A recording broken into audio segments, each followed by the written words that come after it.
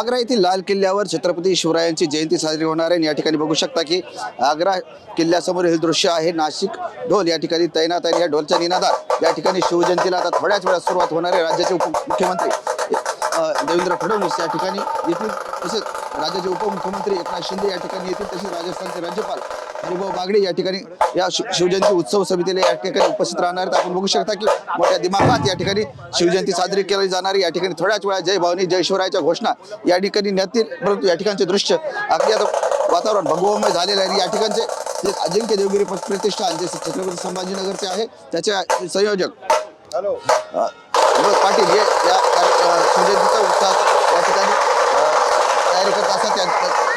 त्या विषयावर बोलण्यासाठी आपण सर विनोद पाटील या शिवजयंती उत्सवाचं शेवटचं 4थं वर्ष या विषयावर बोलण्यासाठी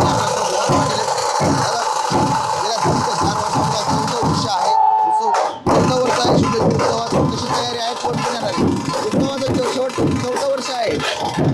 4थं वर्ष आणि मला ज्या ठिकाणी छत्रपती स्वाभिमान दाखवला त्याच प्रमाणामध्ये त्याच किल्ल्यामध्ये छत्रपती शिवाजी महाराजांचा मी जय घोष करतो।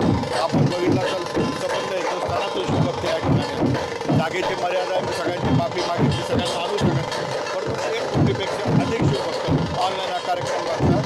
आणि छत्रपती शिवाजी महाराज हे माझ्या जातीचे किंवा माझ्या राज्याचे नाही, महाराष्ट्राचेच नाही, हे महाराज भारताचे आराध्य दैवत आहे, नॅशनल हिरो आहे, हे दाखवण्याचा प्रयत्न आम्ही केला आणि तो आता आम्हाला यशस्वी होताना दिसतो। कधी मुख्यमंत्री उपमुख्यमंत्री किती वेळा येणार आहे, कोण कोण येणार आहे? अजून सर्व मान्यवर केंद्रीय मंत्री आदरणीय CR पाटील साहेब, आदरणीय राज्यपाल हरिभाऊ नाना बागडे साहेब राजस्थानचे, मान्य मुख्यमंत्री महोदय शेलार साहेब शिंदे साहेब सर्वजण आता इथं येतात। आग्रा नगरीचे मंत्री आदरणीय उपाध्यक्ष साहेब, खासदार सर्व शिवभक्त या ठिकाणी पोहोचले। शिंदे अजिंक्य देवगिरी प्रतिष्ठानचे अध्यक्ष आणि आपण या ठिकाणी आता मोठ्या उत्साह शिवजयंती साजरी केली जाणार आहे। कॅमेरामॅन अमित आडेसह संजय समजा TV मराठी चित्र आग्रा।